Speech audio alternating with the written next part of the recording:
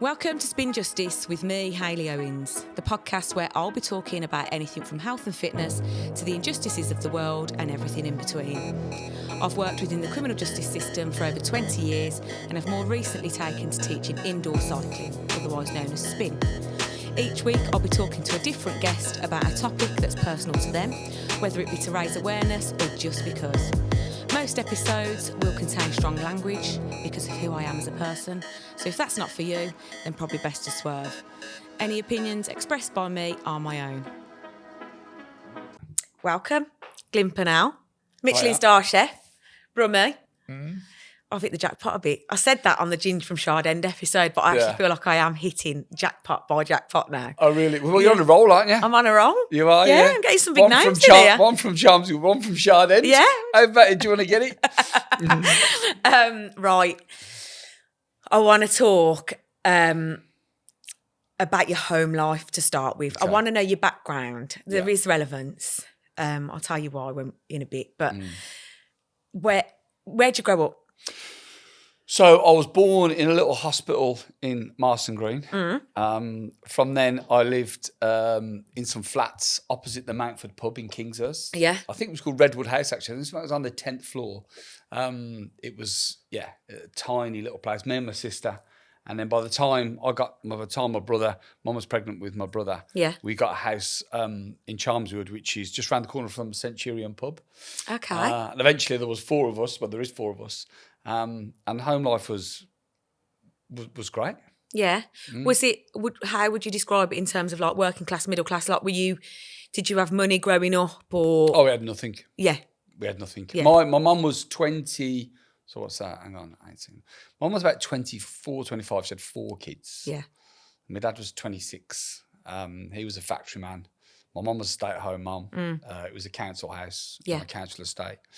And it was just like, you couldn't just walk in, you just grab the cupboard and have a pack of crisps. Oh, God, no. Everything was counted. Yes. Even like the slices of ham in the fridge were counted to make my dad sandwiches for work. Because it's got to last. It's got to last, yeah. And it was that kind of environment, but very, very happy. Food was massively important because I try to say this and it's like, we're not in the third world country or anything, but you were always hungry. Yeah. Because you were out and about running around in the fresh air. You were fed enough, but you always wanted a bit more. Yeah. But I don't know whether that made you a bit more of an edge, a bit more keen, a bit more sort of energetic. Do you know what I mean? It was a really important thing, food. And I think that stems from what I do. But the importance of the heartbeat of the house was the dinner table. Yeah. And it was something you could never be late for, ever. And we didn't have watches, we didn't have phones, but you almost knew what time dinner was. Yeah. Probably by the sound of the growl of your stomach, but you knew what times. It was that sort of environment, and it was always very grateful. Don't get me wrong, we were as boisterous as any kids were, but always grateful, always respectful, and understood from a young age about the struggle that your parents were going through. Yeah. Whereas kids now, I don't think have got any idea of what's going on. Even though they've got access to everything in the world, but always sort of understood, My mum used to stand on the doorstep and shout at us, right? So we'd go out playing and then dinner time, she'd obviously, dinner would be ready and we'd be out and she'd stand, and all mums did it weren't just my mum. My mum did it, yeah. She'd stand on the drive and she'd go, Ryan, Hayley, Nicholas, and we'd all hear her wherever we were.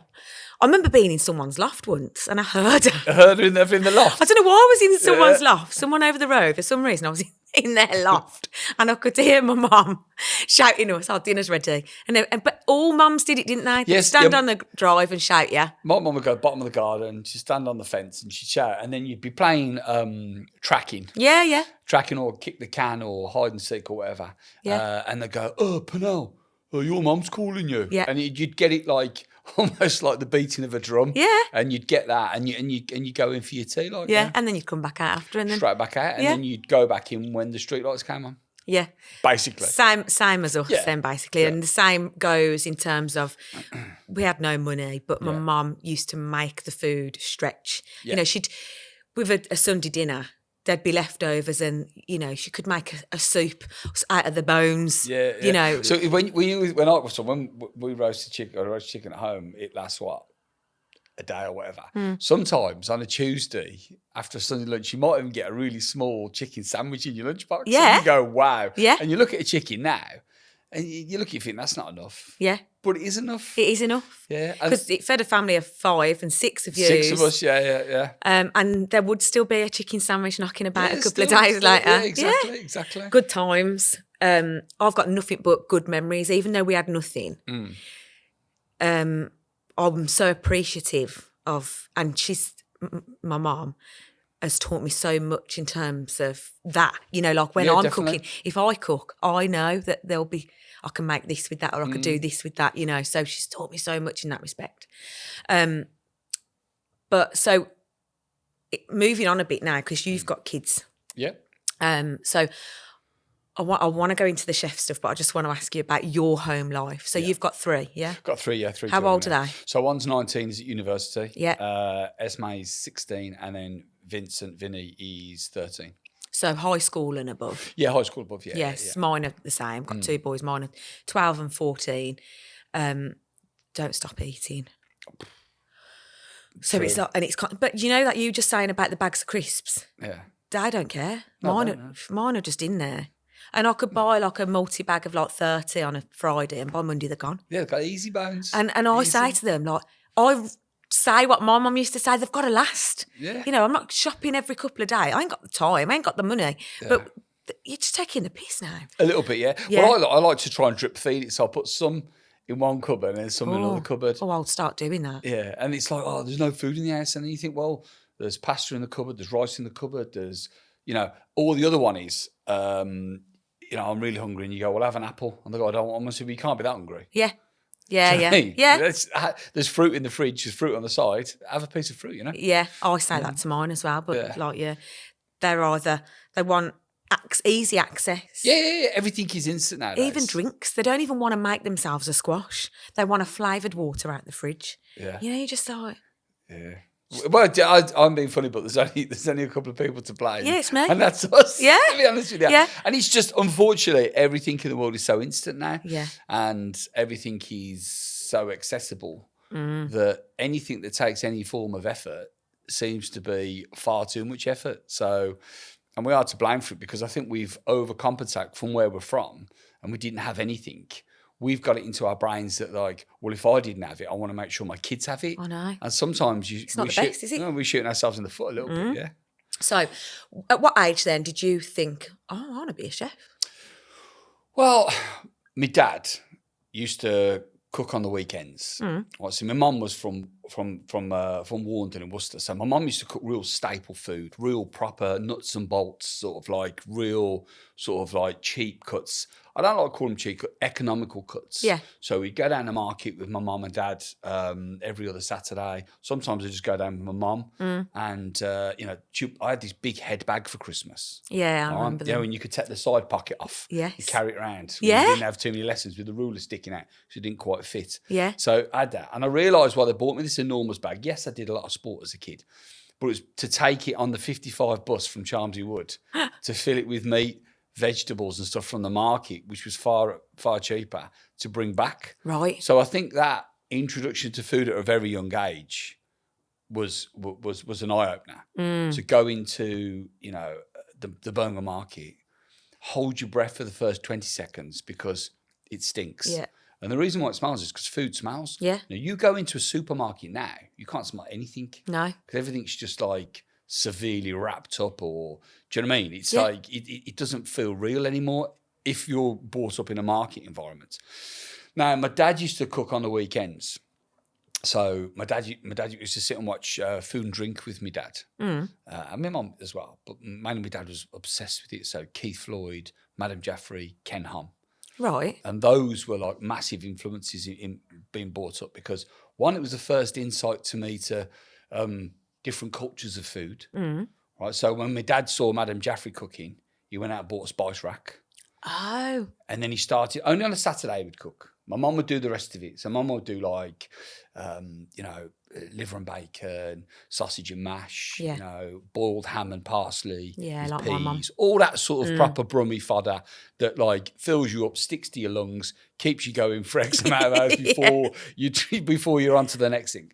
My dad was like, I was like, because we've been out for curries and stuff as kids, but not very often because we didn't. So, but my dad was obsessed with what was going on. As a factory man that was just interested in food. And so he bought this spice rack and then he started making, he'd write it on the corner of the newspaper while he was watching Madame Jaffrey. He'd write it down, and she'd always put like, it always looked really cool because she had the plate and she'd put like spoonfuls of the spices. Yeah. And she'd go garam masala, cumin, turmeric, and then she'd brush them all into the pan and start cooking it.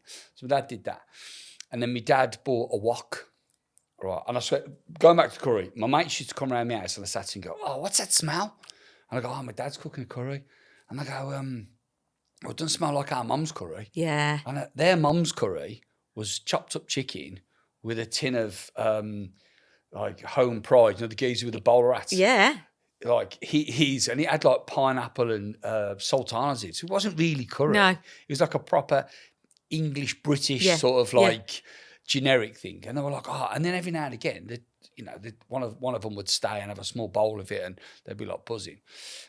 So my dad got a reputation for that. But then he bought a wok. And everything changed. It's just like this wok, man. It was really funny. We went down to the. My dad bought it from Birmingham Market, for one of these Chinese stands with all the gear and stuff. He's bought this wok. And it's like a proper wok. So it's like one of those woks that you use it twice, it starts to rust. Yeah. So you've got to keep on sealing it with the oil and get it on the heat and all that sort of stuff. And what was really funny, we had this tiny little electric cooker with 4 elements. There's 4 elements. Yeah. And if you spilt a bit of milk, the whole house just got smoked out. Yeah. Right?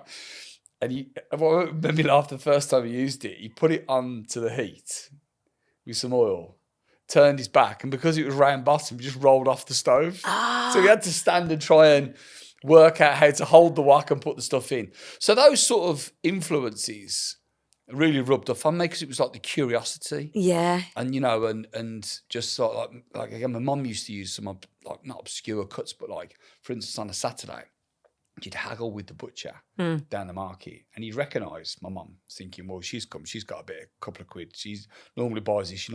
They're very switched on, the market guys were. So every now and again, they'd throw a bag of pig's trotters in for free. All right. So my mum would take the pig's trotters. We'd come off the 55 bus with the bag of stuff, and then my mum would get the pig's trotters into a big pressure cooker, handful of salt, put it on, and they'd be on for a good couple of hours, ticking away. By the time they're cooked, you've had your tea. So I call it tea. You call it tea. I'll call it tea. You've had your tea. Dinner's at lunchtime as well for some reason, but you've had your dinner and you've had your tea, right? Yeah. So, and then my mum would say, go and get your pyjamas on. You put your pyjamas on. And then blind date would start. Oh, God, yeah. And then my mum would bring out a plate with like a pig's trotter on, with like a little bit of salt and a little splash of vinegar. Ooh. And we just pick it up, and you'd be like sucking on this sort of pig's trotter whilst watching Blind Dates, listening to Graham tell you what number 3's up to. You'd be going, and you'd be sucking on, you'd be there, and then you'd wake up the next morning and you'd think, why are the arms of my pajamas all crunchy? And what it is all the pig stuff would just drip down your arms. And I took sort of inspiration from that, really. And I thought to myself, I was so obsessed with watching my dad cook, watching these programs. The first time I went abroad, I was 19 years old, so couldn't afford to go on holiday. We'd go down to my nan's caravan, but to watch Keith Floyd with the backdrop of Tuscany, or to see, Madame Jaffrey in Mumbai with whatever, and to see Ken Ham doing in Chinatowns and all these places was my first real insight to different cultures, but also what the big wide world was out there. Yeah. The other one was Wish You Was Here. Judith Chalmers. And it's a little bit like Antique Roadshow. Yeah. You look at the holiday, 4 nights, whatever, and you try and guess how much it was going to cost. Yeah. So all that sort of stuff. Oh, bloody hell, 800 quid. Yeah. And so that was an obsession. And then I did a little bit of home ec at school, and my mum used to taught me how to cook. My mum taught me how to sew a button on. She taught me how to iron a shirt, which I think is missing in society now. Gotcha.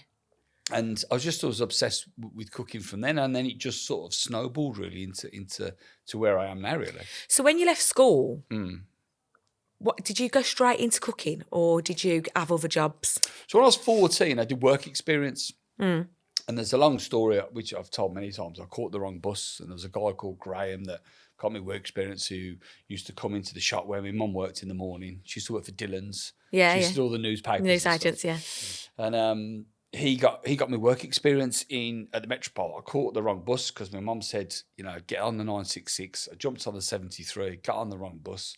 The bus stopped. I've said to the guy, I'm supposed to be going to the NEC. He's gone, well, it's over there, through there. So I walked through, ended up in the Metropole, and I did work experience there. And I just used to work 2 or 3 nights a week. Saturdays and Sundays I used to work, making omelettes, sweeping the floor, doing, whatever. And I left school, I had no college course. Yeah. So by the time I left school, I had no college course planned. I didn't really get any GCSEs because I didn't really have the concentration span. I knew I wanted to be a chef, but I had nothing lined up apart from working part-time at the Metropole. Eventually, I got a full-time job there, which again was mopping the floors, all the basic sort of like bottom of the pile. But then I used to knock the head chef's door, the executive chef's door, once a week. I used to knock the door and say to him, have you got any apprenticeships? And he'd say no. Yeah. So you got any apprenticeships? He'd say no. My dad sat me down and he said, when you finish messing around with this cooking lark, so I'll get you a proper job in the factory. Because you can't do this, whatever. Because I think them days, if you wanted to be a chef, a hairdresser, a tattooist, or something that's creative, your parents were that sort of like, no, you need a proper job. Yeah. Do you know what I mean? Yeah. And eventually I got an apprenticeship because I knocked the door so many times. He eventually said yes to you? He said yes to me, yeah. And I went to college for 8 months, a day at a time, which I used to skive a little bit because it was my day off when I went to college. Right. So I used to do the morning bit, which was the cooking. Then I used to go to the Mason's Arms in Solihull for a couple of pints and get the bus home and not do the theory stuff at the end. But I mean, I got my qualifications. So yeah, and that's how it started really. And it just really carried on from there.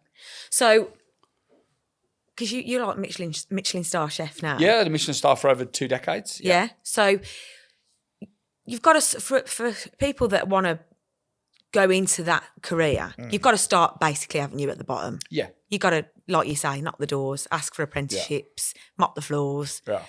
And then there's got to have been an in-between, hasn't there? Because obviously you're now, Michelin star, or you have been for 20 years.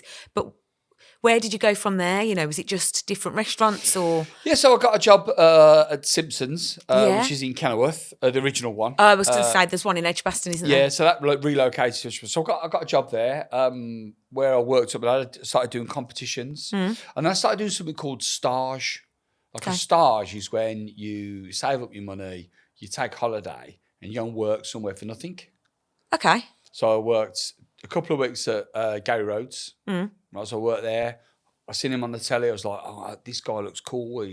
I'm really interested in what he's doing. So when I worked there, I was 18. I was 18 then. And I remember for a Brummie kid going to London, I got to Euston Station. And you're thinking, because normally you're with your mum or your dad or whatever. So I'm on my own and all this going on. And then as I walked through the door, I held the door in Euston Station. And then one person went through, another person went through. Oh, you're there all day. And no one said thank you. No, yeah, not like us. And I was thinking, people are arseholes in London. Yeah. And then nearly 40 years on, they're still arseholes. Yeah, same. Yeah. It's just that warm sort of, when you're in your hometown, you hold the door for someone, they say thank you, please. And when you go into the big wide world, it's a little bit of a different space. Yeah. So I did Gay Roads, which was fantastic. Learned some stuff. I did stage with a guy called Alistair Little, who was did a lot of Mediterranean, Italian sort of cooking, which was quite new on the scene at the time. Great chef. He passed away a couple of years ago, but phenomenal chef. Really interesting guy. And then I worked for another guy, I don't know if you've heard of him, Gordon Ramsay. Okay, what was that like? Unbelievable. Really? I mean, what an experience. The food was phenomenal. I still reckon it's some of the best food I've ever seen. Really? He had 2 Michelin stars. Gordon was on the stove. He was sweat pumping out of his head. I mean, as you see him on TV, that's like Is that him, or is that not him, or is that what you see is what you get? That is him, but his intensity and his passion and his sort of attention to detail was unreal. Okay. And obviously that boils over, you know? Because he gets quite angry, doesn't he? Yeah, I think anger, frustration, passion. I think there's lots and lots of emotions that go through you during service. I mean, times have changed now. I mean, that was in 1997. So it was a different world then. But he was on a mission and nothing was going to step in his way. And I was there for, I think, about 2.5 weeks, something like that. But it was brilliant. I mean, don't get me right. At one point, it was probably one of the most unhappiest places I've ever been in my life. But you understood what he was trying to do. Yeah. And when people say, oh, this about Gordon, he is a phenomenal cook, but also an amazing businessman. So that I took great inspiration from. And then I sort of started working in, I thought to myself, I'd like to go to France. So I had... one of my friends was going out with a teacher and I wanted to learn to speak a bit of French because I'd booked this couple of weeks in France. I worked in a place called Domaine de Clairefontaine, which was just south of Lyon. Lyon is a twin of Birmingham, so it's, it's got that little connection. So I worked there for 3 weeks. But before that, I exchanged cookery lessons with my mate's girlfriend, or she gave me French lessons. No way. Which was really cool. And she was off Chelmsford Wood. I was off Chelmsford Wood. So it was like a case of like people in a place that hasn't got the best rep at the time are still trying to do well for themselves. Yeah, yeah. And that's what I love about places like Chelmsford Wood, Chardin, Castle Vale, those sort of areas where quite close to me, is that are people on there that are really trying to get on in life. And I've got lots of friends that have been massively successful from those sort of areas. Yeah. And so she gave me French lessons and then I gave her cooking lessons. Brilliant. And then when I worked in France a few times. I worked in the south of France, the Jardin de Sens. I worked at Chasselet, Guy-les-Sauzet. And then I worked in northern Spain as well. So, but I did this, but I fueled that with my own money. So I sort of sacrificed a lot of my social life to push on. Yeah. And everybody's jealous of where you are, but no one's jealous on how you got there. Oh, and I bet they all saying to you in the end, oh, you're really lucky. Yeah. I'm buzzing, yeah. That's how lucky I am. Yeah. I've missed weddings, I've missed christenings, I've missed, every one of my children that have been born, obviously I did all the hard work at the start, but I go there, mop the brow, slap the baby's ass, and I'm straight back in the kitchen. Yeah. Because although my initials are GP, I ain't a doctor. Yeah. Do you know what I mean? So when people say to me, oh, I need 2 weeks off because my wife's got to go and see whatever, well, what are you going to do? Take the scan? Yeah. Do you know what I mean? What you need to do is roll your sleeves up and provide for your family. Yeah. That's my sort of thought process. So it may be a bit basic, but yeah. So even that sort of like, I don't regret anything, but sometimes I think maybe I should have not made as many sacrifices for my job. But unfortunately, when you've got that in your brain to do something, like taking inspiration from Gordon, you're not interested in what else is happening. Yeah. Yeah, I completely get that. So you've travelled about a bit. So when did you start opening restaurants? So I worked at Simpsons, and I went to work with a French guy called Claude Bosey, who was phenomenal. He is a phenomenal cook, and probably just his natural skills and whatever. French guy, brilliant. Had his own restaurant. Andreas Santana was also a chef patron. So a chef patron is a chef that owns the restaurant. Right. Okay. So you could be a head chef in a restaurant, but if you're a chef patron, you own it, and that was always my dream. Every restaurant I worked in France was a chef patron as well. So that was my dream. So I worked at Hibiscus, and then I got offered a local business would come up, offered me an opportunity to open a restaurant in Edgbaston. I had a small percentage of the business, and I worked solid there for 4 years. It was the first ever restaurant to earn a Michelin star in Birmingham. What year was this? That was in 2005. And I was so I was 28, 29. And I was working 6 days a week, 18 hours a day. Just had my first son. Just bought my first house because I didn't have a pot to piss in. Because every time I had a little bit of money, when on a Sunday you're counting out how much money you've got in your pocket to see whether you can afford like 4 cans and a couple of starters from the Chinese. Yeah, that's the sort of level you're at. And so I got the opportunity to that. So I'm not going to sort of do a gambol. You know what a gambol is? No. A gambol. What do you mean a gambol as in like a? It's a gambol. You know what a gambol is, don't you? Yeah. Yeah. Anybody outside Birmingham don't know what a gambol is? Oh, I thought you were going to give me some like. I'm gonna give you. Oh, go on. I'm not gonna gambol and blow smoke up my own arse. That's where I was going with it, right? Although there probably isn't enough room unless I push Carl out of the way. Carl, you know what I mean? yeah. He's a big geezer as Do you well. know what a gambol is? You do, don't you, Carl? He's going to show us what a gambol is in a minute. To be honest with you.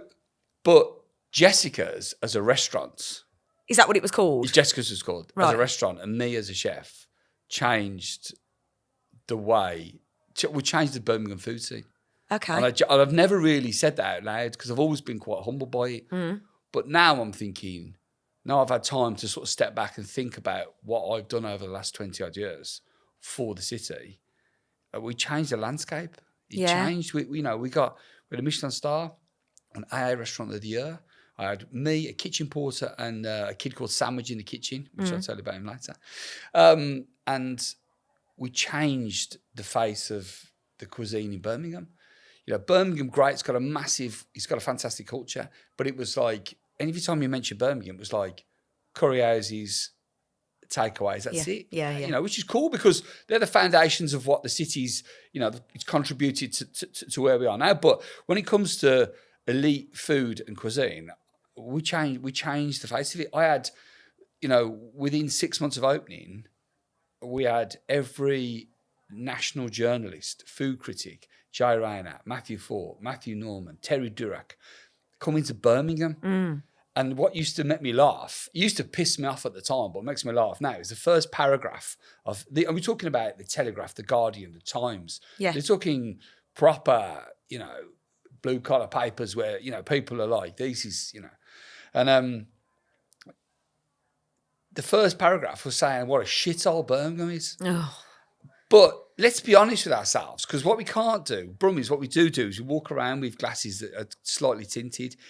It was a shithole. It still is to some degree. That is a shithole, but most cities outside of the big cities like London are... Most places are the same. They are, of course, it's the same. Yeah. So I used to get really angry about it because it was like Birmingham, second city. It's just a stain of a tea bag stain, all this sort of stuff, and you're like, what? And then it'd go into what it was and then go about. And how fantastic the food was. So that was my first restaurant, and then I was on a massive roll, and I was just obsessed with it. I got offered TV a few times. I told them to fuck off. I said I'm a serious cook. I'm not interested in that. I just want to drink a bottle of wine, and I go out every fucking night after service, go out on a Saturday, come back on Monday, proper be rock and roll, because that's what that sort of mentality was. Yes. I was obsessed. I was reading books. I was like, there wasn't really much internet going on them days. No. It was just that obsession of buying magazines about food, reading everybody else, critics and stuff like that. And it was a real sort of rock and roll journey, proper. And I got to the point when I thought to myself, I need to sort of cement what I'm going to do for the next 10, whatever years. And that's when I said to my partner at the time, and we just had Oliver, I said, I need to get a restaurant of my own. So I spoke to my business partner. I said, I want to go on my own. And he said, no. I said, I want to go 50-50. He went, no, because he wanted to be in charge. Yeah. And like sometimes, people are holding you back because they want to be in charge. So you have to step out into the light to take the risk. Yeah. But because you're not going to get nothing without risk. No way. So I just bought my first house. I just had my first son, and I remortgaged the house, got a few moody credit cards, got a dodgy loan, and proper went for it. Yeah. Proper went for it. Left the restaurant, left the star, all the staff dispersed, and that's when I opened Purnells. Right. And it was the biggest, most frightening time of my life. It was like, fuck. Yeah. If this goes pear-shaped in 3 months, I'll lose the restaurant. I'll lose my house because I personally guaranteed the lease to my house. Yeah. Which if I think back now, I think that's just ridiculous. But you had a dream and you had to go for it. Oh, massively. And no one's going to do it for you. No. And it was like, and even my partner, she was like, oh no, let's just start. Because life was starting to get slightly comfortable as well. And it was almost like was almost like an element of self-harm. That the pain of doing it was almost like refreshing. Yeah. And I was like, fuck it. Yeah, Do yeah. you know what I mean? And I was like, I was just turned 30. Just turned 30. Yeah, just turned 30. And I thought, I've got to do it. And then and just went for it. And it was very successful.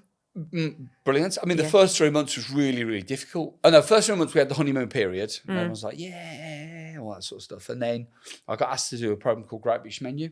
Yeah. Oh, I love that And idea. I was like, nah. Do you not? I was like, I was like, nah, I ain't doing Great British Menu. I'm a fucking serious cook. Do you know what I mean? I'm like, because at the time, if you did television as a chef, you were classed as a TV chef. So a TV chef was be like, sort of the lifestyle programs like, Ainsley and Ready Steady Cook and stuff like that. So as a serious chef, you sort of almost was a bit naive and looked down on it a little bit. Okay. But then I agreed to it. So Sat Baines, a good friend of mine over in Nottingham's got 2 stars. He rang me and said, Glynn, you've got to do Great British Menu. You see, it's fantastic for business. So I did it. I recorded it in January. And then come January, the restaurant was empty. Oh. Before it got aired, I'd already filmed it, but the restaurant was empty. And I was like looking at the staff thinking, fucking hell. Because the honeymoon period had gone over, but we'd just gone into like the property market had collapsed. We're in this credit crunch sort of crisis. A little bit sort of what's happening now. And I thought to myself, I'm fucked here. Yeah. So now I'm going to lose a restaurant and a job. I'm also going to lose my house. Mm-hmm. And then it aired sort of last week of February, first week of March. And then from that day on, for 2 years solid, we were fully booked. Yeah. And it was like, you realised how important doing TV and having that publicity. Now I suppose it's TV and social media, because obviously TV is slightly diluted now with so many channels, but I was getting stopped on the streets. I had a stalker. Did you? Somebody posted a turd through the letterbox. Yeah. Don't. Fucking all of it, yeah. What? All of it. Live the dream. When you've had a stalker, you've lived the dream. You've made it then, basically. Well, you've made it, yeah, but also you spend most of your life looking over your shoulder. Yeah. Do you mind, like, just going into it, like, yeah, briefly? I had stuff through the post, underwear and... So it was a female stalker? Yeah. Yeah. And then I had, like, religious stuff through the post. And then the one of them, which was quite funny, it's funny now because I'm still here, but they sent... it was the same person, and they sent like a pamphlet, like a religious pamphlet. Yeah. And there's all like happy pictures of people when they meet, God or whatever. And then they were like all happy, and then there's people like surrounded with loads of money going, oh, I'm so sad because I haven't found Jesus. That sort of feel to it. And then there's a picture of a guy smiling, like skiing on a water skiing. Yeah. Yeah. Yeah, and I then know. They drew a beard on it. Because at the time my beard was jet black. They drew a beard on it, and then they drew like a massive shark fin behind the guy skiing. I was thinking, what the fucking hell does that mean? Yeah. So I had that. It used to get stopped in the street and all that sort of stuff, and that which is cool. And people knew your name, you shouting your name. You go down to football, massive Blues fan, so people were like, whatever. And then a couple of years later, because all that sort of stuff carries on really. When you're in the public eye, you have to appreciate that you're going to get negative as well as positive. Of course. Right. And also people think they can say what they want to you, which is fine. I don't really get much of that because I'm 6'1", I'm off Chelmsford Wood. So unless it comes through the post or via social media, ain't many people saying much to you.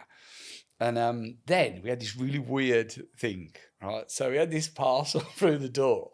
And then my old sous chef, who's now head chef at Grace and Savour, and which is a Michelin-star restaurant now in Hampton, said, "Chef, we've had this like strange parcel put through the post." And so I said, "Don't open it. Like, don't open it. Put some gloves on." He's going, "I'll get some gloves on, chef." "Yeah, don't open it." I thought, I'm not fucking opening it. Especially when he's going, "We need to see what's in there, chef." Yeah. So we all stood round on the back door.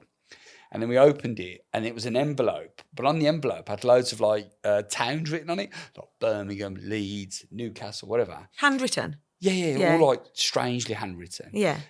And then he opened it, slid it out, and wrapped in like kitchen roll was a turd. And someone, Carl's So laughing. it was a turd. It was an actual turd. I mean, I was like, what the fuck? Was was it that? hand delivered, or did it have a stamp on it? Like, I'm just trying He to. wouldn't want a stamp on it. But so he's delivered it, right? And then we looked at the CCTV, and there's this weird guy, old guy, with like a satchel on, sort of like walking around all shifty and that, like giving it the old look around like that. Then he's dropped the turd through the letterbox.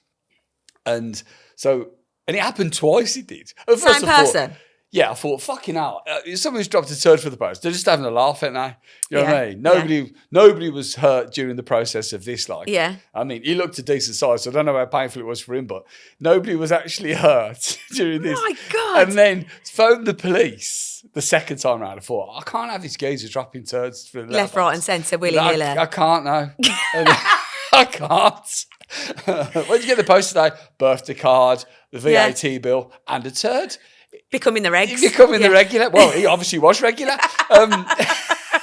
Good fibre diet, that guy. So then phoned the police. The police came around and went, yeah, we're going to treat this like a terrorist act. Oh, my God. A terrorist act. Did he get arrested? I don't know. We give them all the CCTV and all that sort of stuff. And I mean, it just disappeared after It never that. happened again? No, it never happened again. What was your reaction that first time with your chefs around? Was you laughing? Crying, man. Really? Like when I laugh, when your face aches here. Yeah. And there is nothing better than laughing. Yeah. There's nothing better than Best laughing. medicine. And when you're laughing about something ridiculous, like you would think, for me, when you laugh like that as a man, you almost turn into a 12-year-old boy. Yeah. Do you know what I mean? Yeah. We're laughing. We're standing around.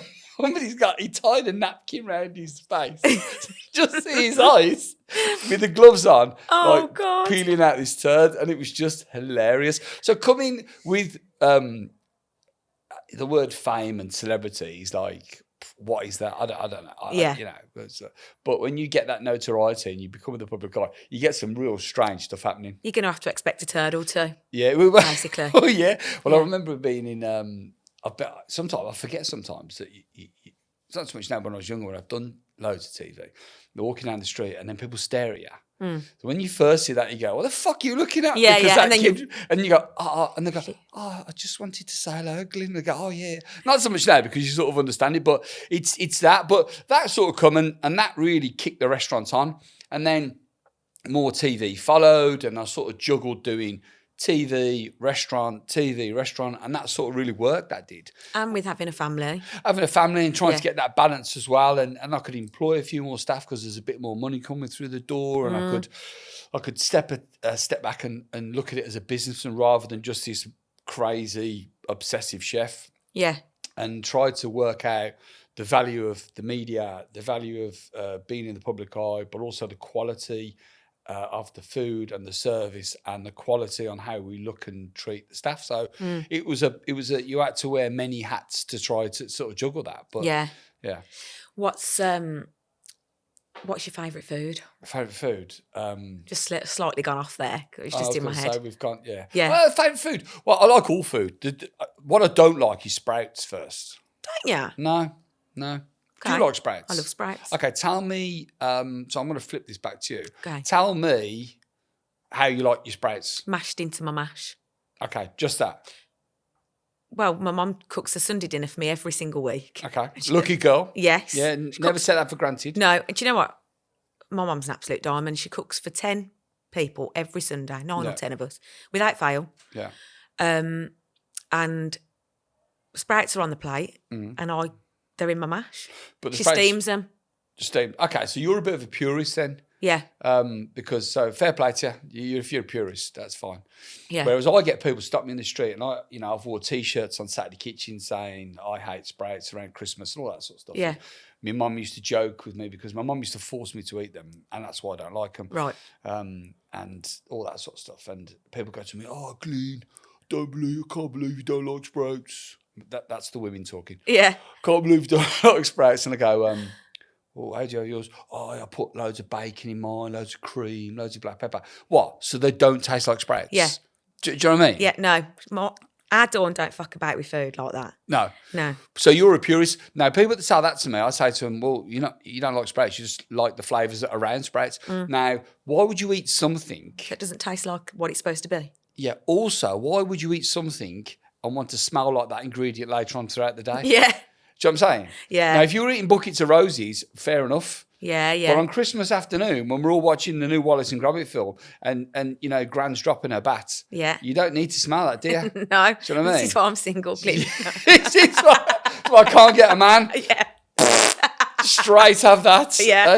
And then if you do find someone, that's definitely love that. Yeah, I tell you. That's the test. When you first meet someone and you have to hold them in, Yeah. You get to that stage. This is the problem with me, you see, because this is what I don't want to be. Sorry, I'm going completely off topic. No, okay. Going from a favourite dish to how you date men. Yeah, well, someone needs to love you for all of you. Do you know what I mean? So, well, I think maybe you should just that should be a little bit like we spoke earlier about Adrian the elephant. You don't need to drop all that at the start. You can maybe just work up to that. Yeah, but then that's a dangerous point then, isn't there? Because then what if they go, oh, God. No. Yeah, but if you got them on the hook, ain't you, then you can start sort of lifting the duvet, if you know what I mean? Yeah. But going back to my favourite dish, steering away from the fact that you've got a wind problem, maybe you need to consume a bit more fibre, or maybe you're eating too much fibre. Yeah, do you know what? I ain't eating enough fibre at the minute because I've been doing the carnivore diet. So really? So I haven't been having enough. We've talked about this on previous episodes. Jess Barry, who we talked about earlier. Jess, great girl, I love Jess. She said to me that she'd done pretty much like a carnivore diet early on when she used to try, years ago when she was training. And she said, I very quickly realised I needed more fibre in my diet. Yeah. And it was like, penny dropped there and then. So your mum used to sit around and say, I've got a headache, Mum. And Mum would say, have you had any water? You say, I've had loads of water. Have you had a poo? Yeah, yeah. So, yeah. This is I think Jess has had a few headaches, hasn't she? Yeah, God. She's got that. But going back to off from the fibre in your diet, it wasn't you that was posting that stuff for the letterbox, was it? It weren't me. What year was it? Was I? No, I'm only 10 years younger than you. Oh yeah, I'm 50. I'm 50 in January, yeah. Well, I'm 40 in June. Okay, so we've got 10 years. Yeah. But so for me, favourite dish, I love seafood. Okay. And I think, a lot of Brummies like seafood. Birmingham at one stage used to have one of the best fish markets. Yes. Is it gone then? It's just not the same. Oh. It's not the same. And the problem is it's the supermarkets. They take over. It's really difficult because, things evolve, don't they? And you can't say that because we don't write with feathers anymore. We write with pens, don't we? Yeah. We don't actually write with pens anymore. We type on computers. So it's evolution, which sometimes is sad because we feel like we're missing that nostalgic thing, whatever. But is it more effective? Is it better? That's up for debate. But we used to go down to the fish market. I'd have cockles with white pepper and vinegar. Sometimes you'd be lucky that you might get a whelk or a couple of prawns. My dad would have a couple of oysters because he used to love that little treat. So seafood is a massive part for me. I love seafood. I love squid. Okay. Fastly fried squid with a little bit of chilli, lime, very simple. I like a nice piece of smoked haddock with a poached egg. I do love my meat though. Yeah. I love my meat. So as a chef over 35 years, there isn't much I don't like. Do you know what I love? Faggots and peas. Oh, I do love a faggot. Brains. Them ones. Well, I did Great British Menu, I did it for one of my dishes as homage to Birmingham because my mum used to get faggots for us and stuff. Yeah. But I like all obscure cuts as well. I like kidney, I like liver, I like pig's tail, I like pig's foot, I like the I don't snouts. think I've tried half of that stuff. It's delicious. My belly's rumbling. It's always a bit moody, isn't it, when you get a bag of scratchings and you get one that comes out covered in hair. Yeah. That's the sort of, sometimes you will come across that when I'm just a few bits I'm talking about. But I don't mind a hairy toenail when you get a trotter. Yeah. You just go a bit round it, ain't you? Yeah, fine. No problem. But I'd say you've got quite a, see my belly rumbling. You're starving, ain't you? I'm starving. I have that effect on people. Carl's pointing to his headphones. He can hear it. She's starving and she can't. Yeah, she's starving. I have that effect with people. Yeah. Because when people say, look at you, they go, spin. Yeah. Instantly. They look at you and go, food. You've bounced in with your tracksuit on and they go, that girl's spinning. Yeah. With me, they look at me and they go, food. Yeah, and as soon as you start talking about food, makes you hungry. This part there starts to tingle and you almost get a little bit too much saliva in your mouth. Yeah, and that's because your brain's telling you the association is food. Mad. But you've got quite I don't know the word I'm looking for, but your taste best. You know, you're talking food, you're talking fish, you're talking obscure cuts of meat that I've probably never even heard of. What do you cook at home? Home, very simple. You know, at home, I'll knock a curry up. Molly, my partner, she likes cooking pasta, so she does that. The kids like a good Sunday lunch. I do, you know, every now and again I'll do like breadcrumb, a bit of chicken, and we'll have it with some rice, or I'll make a casserole, or sometimes I might even dive in and split a bag of spicy chicken goujons and drop them in the oven with some oven chips. Yeah, that's what I wanted to know. Oh, yeah, of course, man. It's like my son loves. I make Yorkshire puddings. I can make better Yorkshire puddings than our Betty. Do you know what I mean? Yeah. I mean, she's probably not around, so I think that's a fraud. I think our Dawn would give you a run for your money. Exactly. Mom. Yeah. But my son loves Aldi's extra special Yorkshire puddings. Now, I can make Yorkshire puddings the same size as Carl if I want. Yeah. Do you know what I mean? Yeah. So, and they're crispy, they come right up on the edges, but for some reason, he loves those ones. So I don't mind a bit of convenience. Yeah. You know, as long as you don't doing it every day. You know, if you're a bit busy, you're a busy mum. Yeah. You know, so Carl's got like kids 4 and stuff. kids, He's busy. Yeah. He's off down to Cornwall, as we've just found out. Yeah. You know, and like me, I'm busy, so sometimes I can't got time to sort of, you know, whatever. So I'll do something really simple. That's what when I was thinking about questions to ask you. Like tonight, for example, because I like to cook things for the kids for tea. Yeah. But tonight, I'm going out. I said to you, I'm going to Wildmoor Oak. So I'm going to do like a council tea, as I like to call it. That's Pete Jackson's the chef, yeah? I don't know. It used to be someone called Lorenzo there that used to do Caribbean food. It's Bromsgrove. Pub? Yeah. Yeah, it's Pete Jackson's. Oh, okay. Is it? Yeah. I'm going there tonight. Yeah. So, because I'm eating out tonight and the kids will be at the gym and I'll drop them off and then pick them up after. Yeah. So I'm going to do them like it'll be in the oven, something in the oven, where it'll either fish, one of them loves fish fingers, the other one likes chicken goujons, like you say. It'll be something like that with waffles, peas, something like that. Fine. But like I said to my lad the other day, what's your favourite dinner that I cook for you? And he said, toad in the hole. Yeah, toad's classic. Classic. And I'll get the sausages from the butchers and do I'll use a batter mix. And like put an egg in water. Yeah. Well, can I give you the perfect Yorkshire pudding, right? Yeah. So I did, I used to host Saturday Kitchen. I love that idea. I made Sophie Ellis-Bextor. Yeah. Who's so funny. Is she? She's such a lovely woman. Yeah, she's quality. And like sometimes when you look at who the guest is, you think, that's going to be dry. Yeah. Do you know what I mean? But she was quality. She's so much fun. Right, and good. She's so quick as well. Loved the food and whatever. I did a toad in the hole where I made the Yorkshire puddings, piped some mash in, dropped the sausage in, covered it with cheese, and then banged it back through the oven. Ooh. And they were like literally like a bomb of sausage mash and cheese on the top. And that's what my son likes. He likes Yorkshire puddings with mozzarella in through the oven. Oh, I've never even thought of putting cheese in there. And then you put a bit of gravy. Going to say, was there any gravy going on? And then you flood it with gravy at the end. Yeah. And what he does was he gets it and he slices his chicken. He puts it all in the 4. He has 4. Mm. He eats like a horse. He has 4. And then carves the chicken, puts that in there, puts a bit of broccoli in. And makes his own little Sunday dinner in each individual one. But mozzarella with a bit of cheddar in them. Banging. I love a bit of Yorkshire pudding. Yeah. Beef. Yeah. Mushy peas. Nice. I do like a mushy pea. Horseradish, all in that like little bomb. It's just like a sophisticated open sandwich. But let's talk about Yorkshire puddings, yeah? Right, okay, Yorkshire pudding, right? Equal quantities, eggs, milk and flour. Right. That's it. Yeah. Right, so if you put this, so you take a mug. Yeah. Fill it what level you want in milk. Yeah. Tip that in. Crack eggs up to that. Throw that in. Whisk them two together. Same level with flour, add it in 3, 1, 2, a whisk, 1, 2, 3, let it rest, done. Yorkshire pudding. Easy. That's it.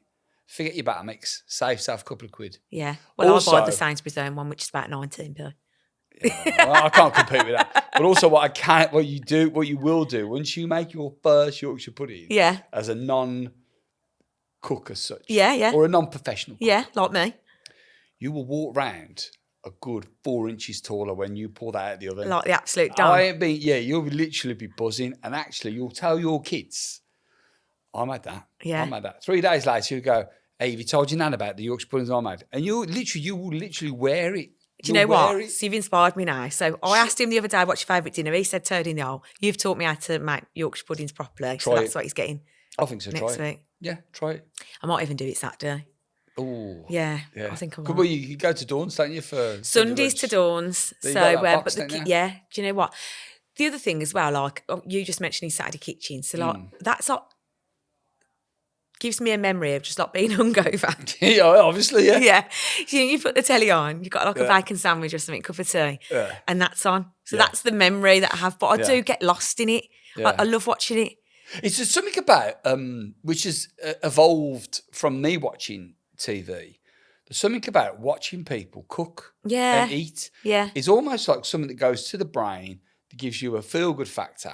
And when I do demonstrations, I say to people, you're probably never going to cook this, but there's something interesting and quite endearing about somebody cooking something that you can watch and you see the end product. Then you see somebody eat it being happy. It's sort of like it's like a journey you go on for 6-7 minutes. Yeah.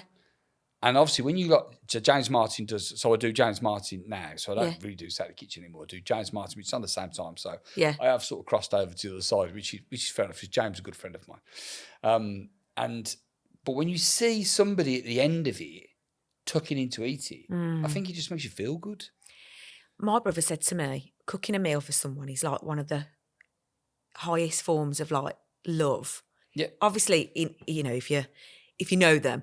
I was telling him basically a neighbour of mine, she was coming round for a glass of wine and say she was coming up to mine at 7:00.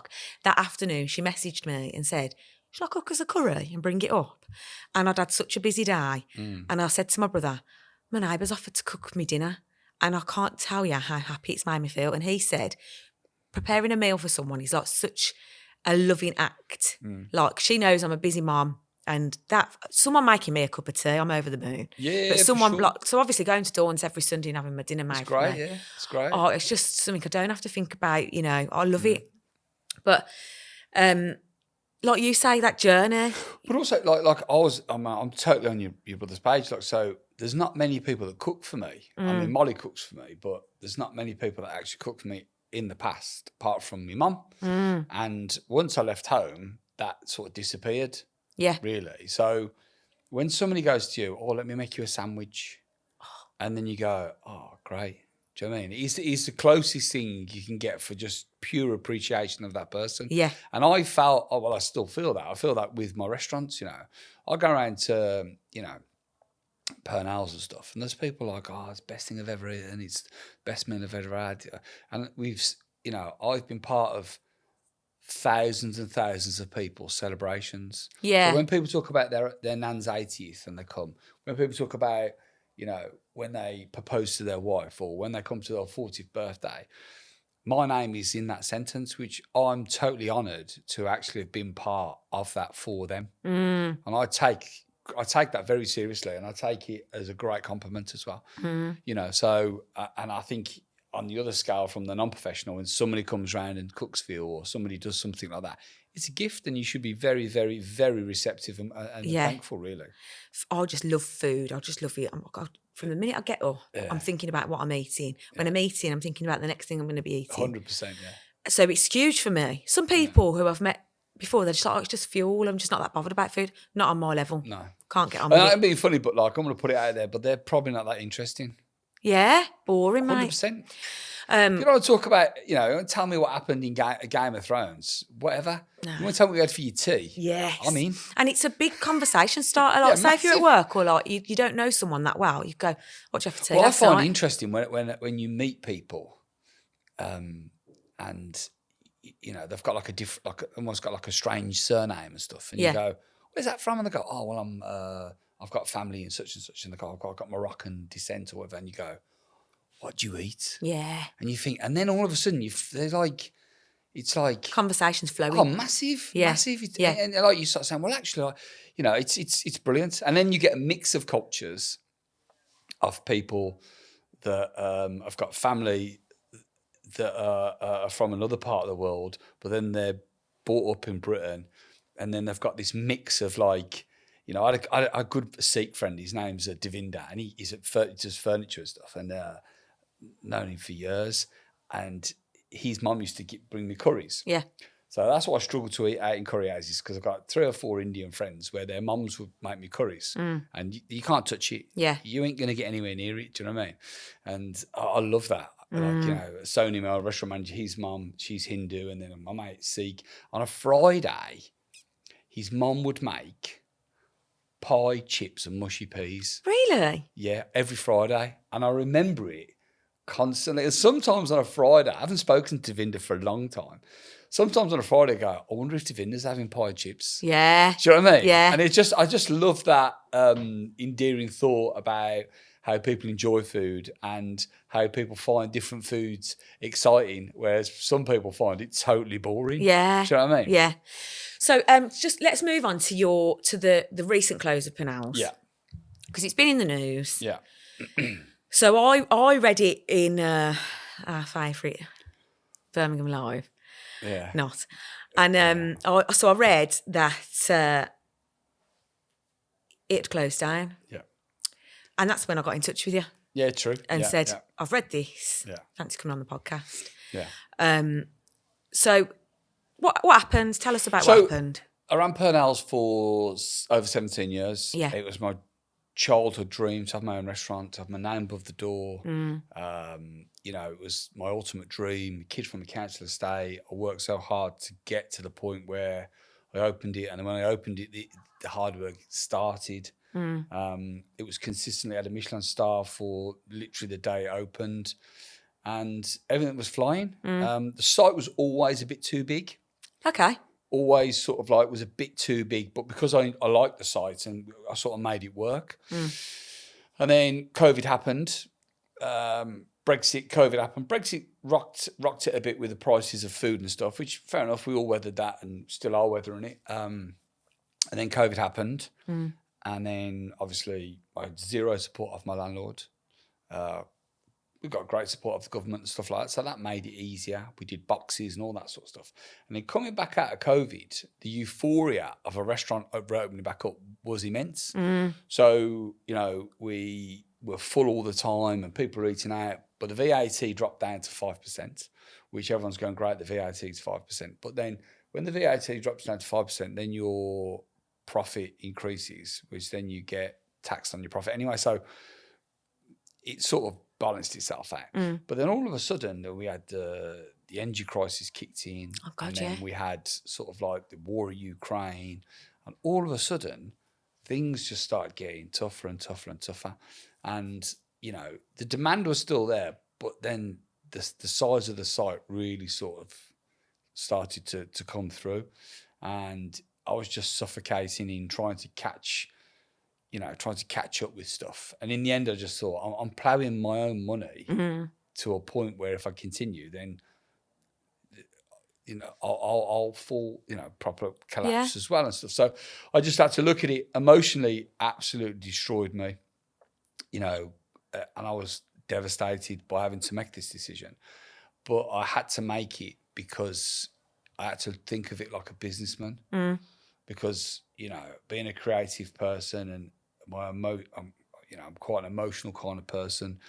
And I thought to myself, I've got to think of it like a logical, what do you do? And I spoke to the staff and I said, look, guys, this is what I'm going to have to do. And the staff were great, to be honest with you. Really great. Some of them have been with me for a long time as well. And I had to just make that decision. And although it's still painful, I still think about it now. I'm a little bit lost, if I'm honest, but you've got to move on. And that's what I'm having to do. I'm still dealing with some of the backlash of it and stuff, which I am happy that things are going a lot better. I feel better in myself with it. I think I did the right decision. No, I know I did the right decision. And, you know, if it went back around again, I'd have to do the same. So it's just been a real tough time. And I spoke to somebody at the pub last night at the Mount, and she was very tearful, and it was like, oh, well, my husband asked me to marry him and all that sort of stuff. And we're talking back about the memories and stuff. And I get that a hell of a lot over the last couple of months. And people have been genuinely really great and receptive. So yeah. Because I know that there's been some backlash in terms of people having bought vouchers for Purnells and then it's gone into liquidation. So obviously they're now stuck with a voucher that they can't use. And I know that there was quite a bit of backlash about that. Yeah. So, and we've talked about it before we started recording. So that's obviously now sort of been sorted, isn't it? Like, you know. Yeah, it's in the process. So, like, and I'm not going to sit here and try and defend myself, but legally, I don't really have to do anything because it's the company that owns that. Yeah. But obviously, being in the public eye, having other restaurants, then people don't really see that. So when Woolworths went under and Debenhams went under, what happened to all of their vouchers? Yeah. They didn't knock on the CEO's door and say, "Where's my voucher?" Yeah. But because I pride myself on being a personal kind of person, it took me a while to get my head around it and realise the gravitation of how many vouchers people have bought.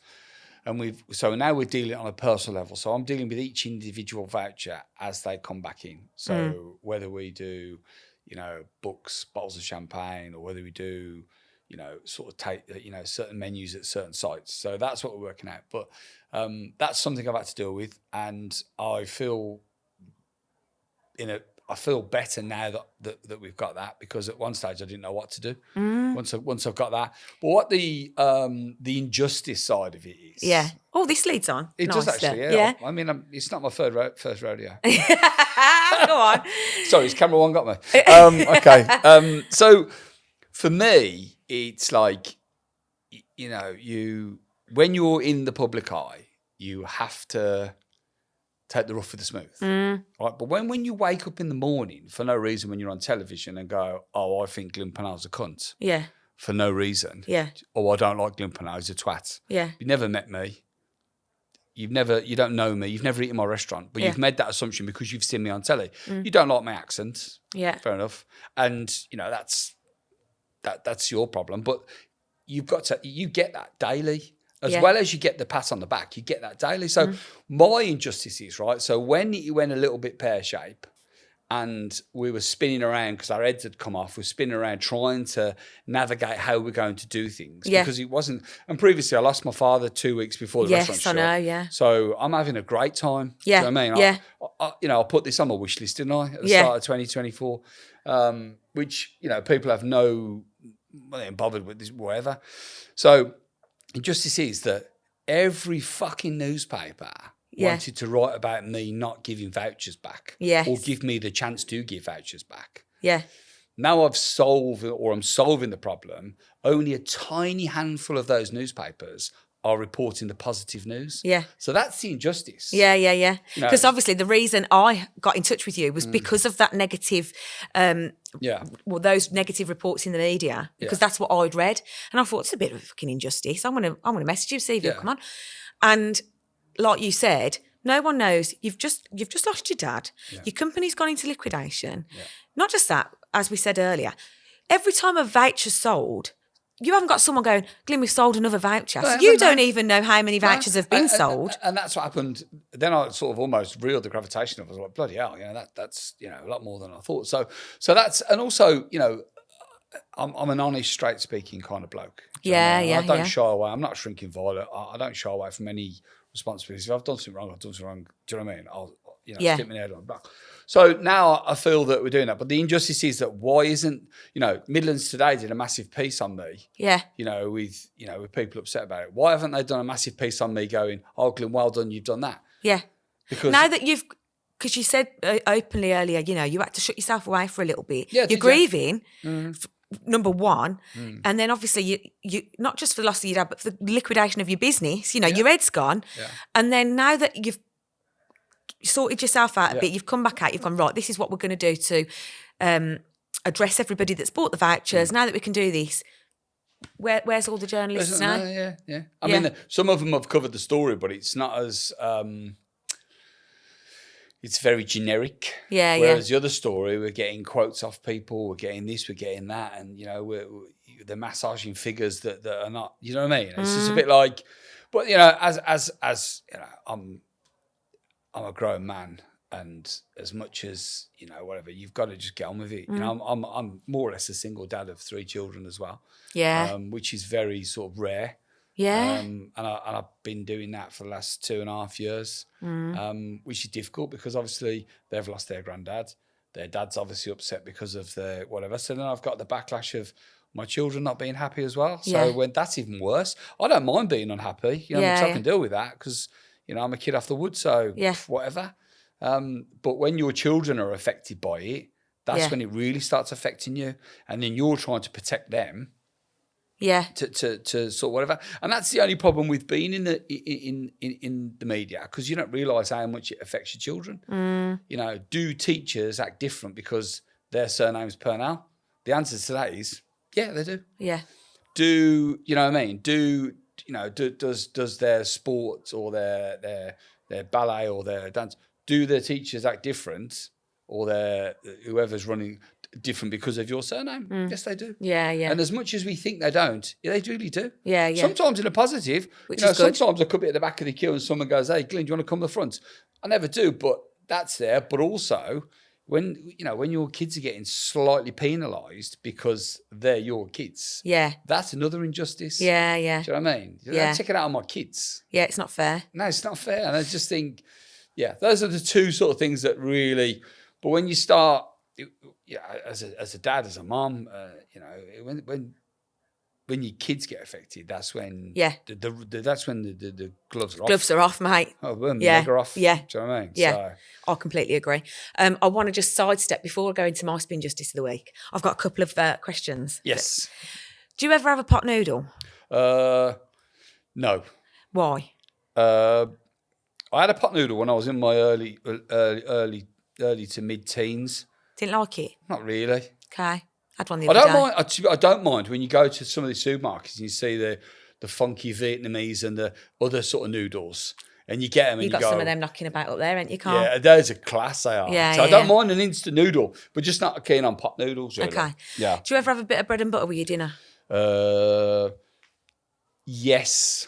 What dinners we talking? I haven't done it for a while, but I don't mind it because I only ever have salted butter as well.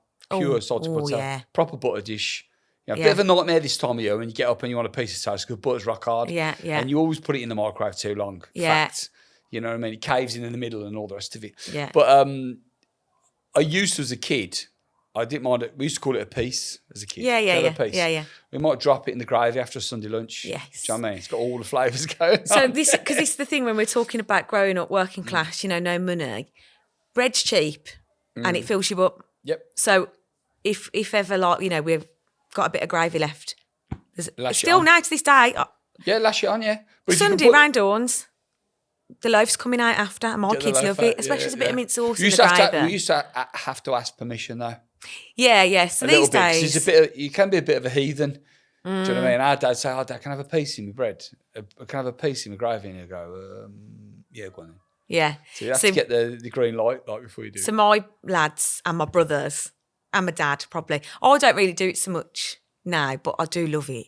But I love a crisp sandwich. Love crisp. Now, crisp sandwich. I made a 2-star Michelin French chef a crisp sandwich once. Yeah. Right. I was sous chef at Hibiscus, Claude Bosey. I said, "Chef, you ever try one of these?" He went, "What's that?" So I buttered the bread, just normal sliced white bread. Yeah. Buttered it. Packet of cheese and onion on there. Got to be cheese and onion. Put the whole sort of packet on the cheese and onion. Crunched it at the top, cut it, gave it to him. And it was like, oh my God, there's a texture, there's a butter, there's a soft bread, the crunchiness of the crisps. So I sound like something off a lower here.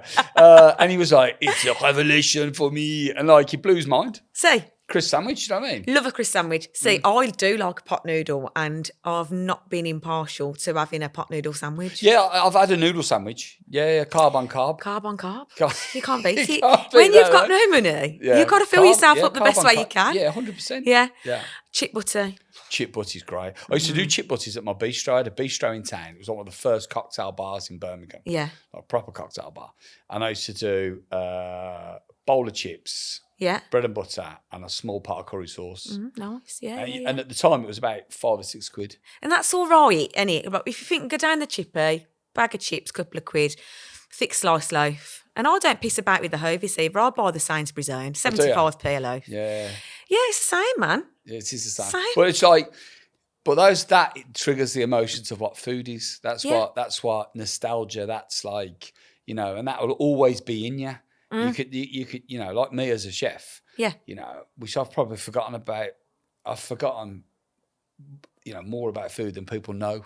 Yeah. Do you know what I mean? Yeah. And but I still love crisp sandwich. I still love, I've had a lasagna sandwich. Oh, We've yes. leftover lasagna. Yeah, Do you know what I mean? yeah. Anything between two slices of bread's all right. It's a winner. I'm going out tomorrow night. I'm going to the Ivy tomorrow, which I've Bit of a social butterfly. I am, and I. But do you know, it's because it's coming up to Christmas. That's why. Yeah, and all these. You got all these groups that you've got to accommodate. Haven't you? So obviously we spoke before. I've got different policey mates from different shifts I've been on. Yeah. So I'm still in touch with them, and I'm still in touch with them, and still in touch with them. So tonight I'm out with the old B unit girls at the Wildmoor. Tomorrow I'm out with another little group at the Ivy, and listen, I like fine dining. Don't get me wrong, but what I don't like is paying through the nose for tiny portions and wanting to go to Mackey's on the way back. Yeah. Do you know what I mean? I'll guarantee you now, tomorrow my mate Vicky's staying at mine, and we will have this 3-course meal at the Ivy. We will have a skinful of lager, and we'll get back to mine and we'll have probably something on 2 pieces of bread. Yeah. Well, I wanted to say, so I spoke to, I've got lots of friends in the industry, so I don't want to keep dropping names and stuff like that, but Tom Kerridge called me yesterday. Do you know? I do. So good friends with Tom, Yeah. known for a long time. I spoke to Heston the week before because I hadn't spoken to him for a long time, so I caught up with him as well. So now I'm sort of coming back from the dark place. A couple of people are reaching out to me because I've let the dust settle and stuff. So Tom rang me just to see how I was and stuff, and I was like, I buzzing till it heard from him and stuff. And I said to him, "What's going on, Tom, with the industry at the minute? It's so tough at the minute, blah blah blah." I said, "Is it because people don't like fine dining food, or is it because they've got no money?" Yeah. And Tom said to me, great quote, if I can get it right. He said, it's probably a mixture of both, Glynn. I said, yeah. He said, people ain't got any money at the minute. Understandable. He said, but also, I said, I think tasting menus are struggling a little bit. Because as soon as you go into a building, you're going to pay that sort of money. I said, but also, a tasting menu is a little bit like watching Schindler's List. Oh, God. He said, it's going to be good. Yeah. It's going to be a little bit painful. Yeah. And it's going to be too long. Yeah. Listen, at the end of it, you probably ain't going to want to do it again. Yeah. And I was like, that's perfect. Yeah. Yeah. You know what I mean? It's won awards. You're going to enjoy it in parts, but it's going to be far too long and you're probably not going to want to do it again. And I've been for 11-course taster menus and there's a specific drink to go with this and that. Yeah. But I am a working class girl at heart and I just want a bag of chips or just a Chinese or whatever, or a Sunday dinner around my mum's. Yeah. I'm not asked about it as long as I've had something nice to eat because I love food. Yeah. But and it is the money, I think, for me. I think the difficult thing is we're in an economical meltdown. So people, when they do go out, are looking at seriously, where do I want to go? What am I going to get value for my money? I've got a pub and I've got a tapas bar. Tapas bar's flying because it's hit a sweet spot. You can go in there, you can have a couple of glasses of wine, a beer, 2 or 3 bowls and leave. Yeah. Or you can have a bottle of wine, go through the menu, and have a great night. Where's that one again? Tell me. That's in Edmund Street. Just round the corner from Hotel the Van on just off Church Street. I need to try that. And the same as the pub. The pub, you can go in, you have a couple of pints, a bit of bar food and leave, or you can go into the main part of the restaurant, have 3 courses and whatever. And that's the Mount. That's the Mount in Hayley and Glynn. So it's times have changed a little bit. People are watching their pennies. And I think the industry's probably 12, 18 months away from actually getting back to some sort of normality. Yeah. I think it's going to be quite a painful year next year, which, I've still got restaurants, although I've lost one, I've still got restaurants. So I've still got that bug to bear and I've still got to try and make that work. But I think people's idea of food is eating out has changed. I think Deliveroo and things like that have made it easier so you don't have to go out. I think town has become a little bit hostile. I think so, yeah. Yeah. I've been in town for 20 years. So if anybody says to me, oh, you don't know what you're on about, I fucking do. Do you know what I mean? I love town.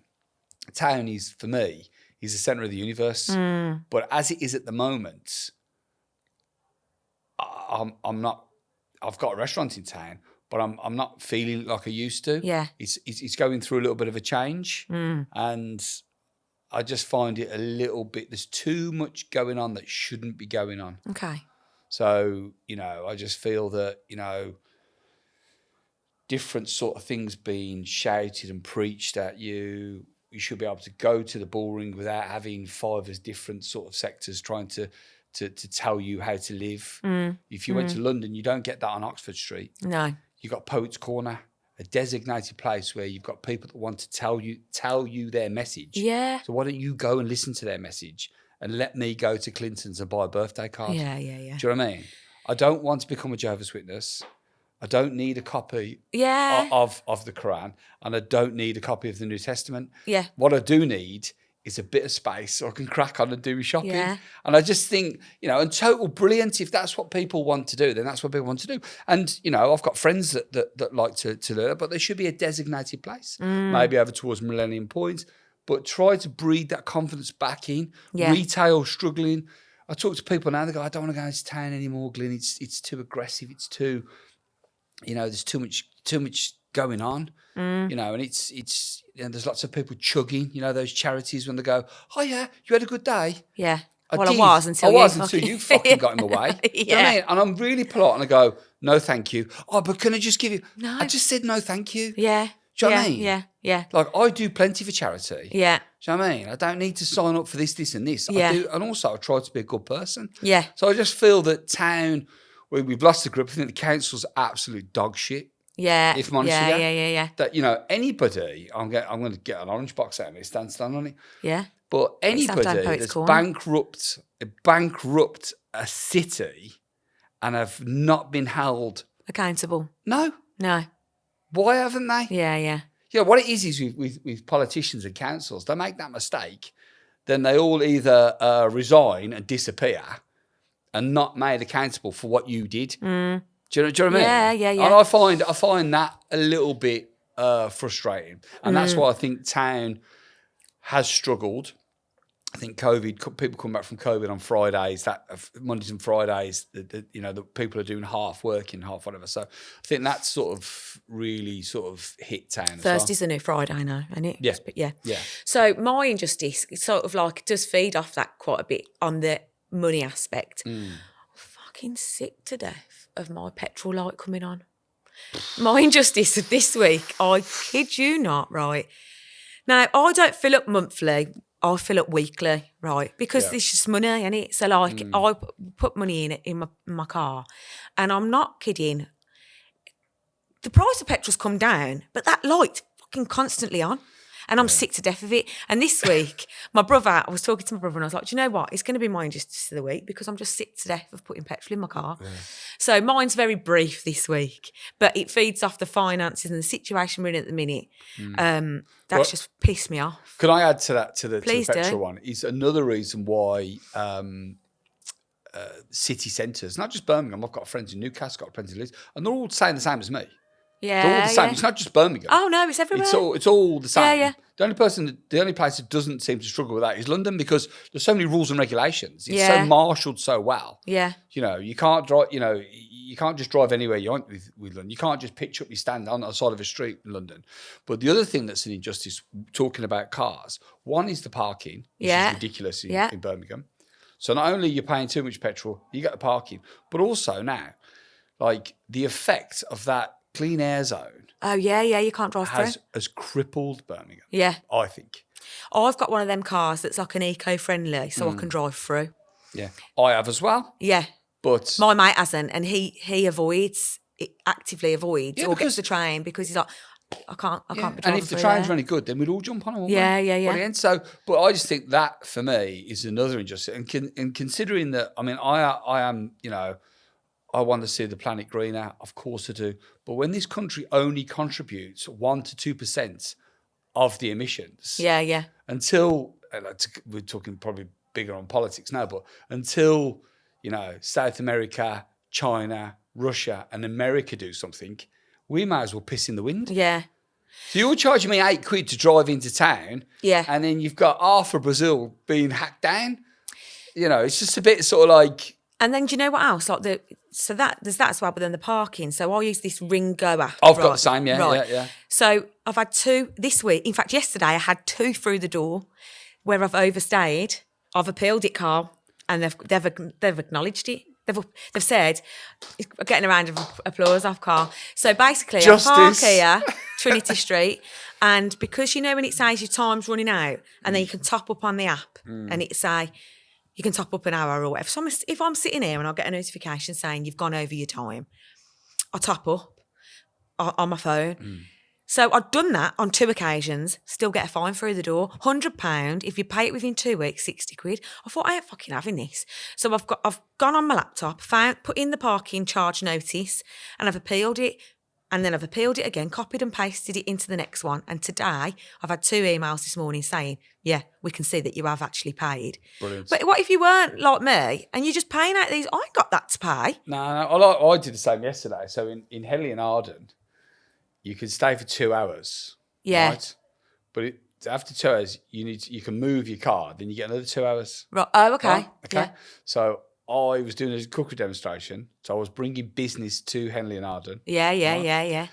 And then I parked up because you can't pay on display. It's just you stay 2 hours and you move. Yeah. So what I done was I moved my car further down the street. Yeah. I got a ticket because they didn't put it on the other side of the street. Don't. Do you know what I mean? Piss And that's take. like, okay, it's 25 quid, 50 quid, but it's 25 quid for paying 40 days.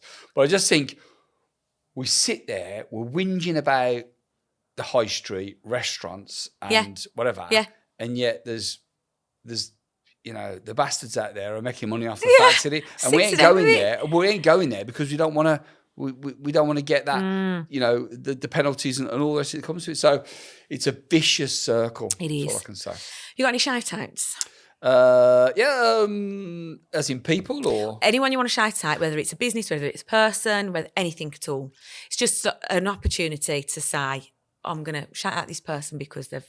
Yeah, I think, I'll shout out to any independent business that's really, really having to roll their sleeves up, whether it's retail, whether it's, it's a small dog grooming, whether it's a chef, anyone that dons an apron, whether it's a dinner lady or somebody washing up or someone that's working in a Michelin-star restaurant, it's a big shout out to them. It's tough, understandable. If you're a small business owner, the same. But you just got to believe in the dream. Yeah. But also... believe in the reality and don't wait too long for it to crumble. Do you know what I mean? So think about it logically. But I think big shout out to that. Big shout out to our mutual friend John Pegg as well. Oh God, I'll tell you what, John Pegg's getting mentioned on every single episode here. It's getting embarrassing now. Yeah, so like everyone who comes in actually knows him, and I'm like, I have not orchestrated this, John. No, he's a nice guy. He's John unless he's paying from now on. Yeah, John needs to pay, man. He needs to at least get the tea bags in. Do you know what I mean? Jesus. Probably don't even listen. No, probably not. No. Mine, off the back of that, mine's going out to our Dawn. Because I second that, yeah. Do you know what I mean? Validate that. So every Sunday, good as gold, and she likes to drink, our Dawn does. So on a Saturday night, she's probably having a skinful. It doesn't matter. She's still up with her apron on Sunday morning. Do you know what? Right. She cooks a Sunday dinner for all of us, right? Yeah. And then most of the time, she does a chocolate concrete for after. You can't say fair on that. Which we call a chunky wonka. A chunky wonka? Yeah. So do you have custard with it or we not? do. What colour custard? Yellow custard. Oh, see, if she'd have pulled out pink custard, I'd have gone, wow. Yeah, all right, we'll have to try that. Some of the kids like ice cream. Buy pink custard Can you? Yeah. But yeah, bit of ambrosia or whatever. Yeah. Well, I'm already a big fan of Dawn, if I'm honest. And Mum, can Glynn come for dinner one day? Is there any chance, Dawn? Well, there's this saying as well, and I think this is a saying whatever you should think now, especially at Christmas, especially at Sundays, right? If there's enough food on the table for 4 people, then there's definitely enough for 5. Yeah. If there's enough for 5, there's probably enough for 6. Yeah. So, do you know what as well? My mum's the kind of person that won't see anyone on their own. Exactly. So especially at Christmas, she'd be like, oh, if so-and-so's on their own, we'll invite them for dinner. Do you know what I mean? Get them round. Because that's what we like. But we are one of probably the few families still doing it. Sunday dinner every week, religious. Yeah. Everyone's round there. We're all chatting about how our week's gone. And actually these days, it's probably the only time we get together. Yeah. Because we're all busy, we're all working, the kids are at school and doing their activities as they do. My dad hates it. Like, it was a grumpy old man, and most dads, come on. It's just what happens. It's what happens to us. Yeah. It's happening to me slowly. Yeah. But what I would say is what Dawn is doing, yes, you salute the dinner, but she's doing more than that. Oh, it's more than She's that. keeping everyone together. It's the backbone of the family. Yeah. So, yeah, that's my shout out this Well, week. great shout out. I'm just going to validate that and say, yeah, I'm Thanks. up there with you. Right, thanks for coming on. Thank you for I've having me. enjoyed it. And, Thank you. oh my God, we forgot. We've got the tree in. We ain't got lights on? We ain't no lights on it, is the car? Well, to be honest with you, do you know what? It's because we're eco-friendly. Yeah. We don't want to burn Energy them too. crisis, mate. Exactly. Put lights Plus on it's it. daylight anyway, so Yeah. you don't need the lights on. Very quickly. Yes. If you had to say one thing that was going to be... So, like, say, Christmas dinner's happened, you got some leftovers. Yeah. One quick thing with leftovers, what would you do? As in meat or veg or what? But anything. Well, meat, you've got to go to your standards. You can do really nice curry, stroganoff, put it through pasta, all that sort of stuff. Yeah, yeah. Veg, get yourself hardcore bubble and squeeze. I knew it. With loads of fried eggs. Yeah. Yeah, that for me. Finish it, but put a bit of cheese in your... if you've got any mozzarella, like the little, the bags that you buy. Yeah. That inside the mix as well, so it gives it a bit of stability. Right. Bubble and squeak. With butter in. Yeah. We have that every year. Yeah. Because this episode's probably going to be going out between Christmas and New Year. Okay, yeah, cool. So you better be on the bubble and squeak, people. Yeah, or even like almost like a fassata, just like almost like Spanish omelette sort of style. So that sort of stuff, because it's all about the potatoes and the eggs. Yeah. But if you've got a few rogue sprouts and a few crushed carrots, get them in there. Yes. Drop the stuffing in there as well. Thanks very much. That's all right, my Carl. pleasure. Thank you.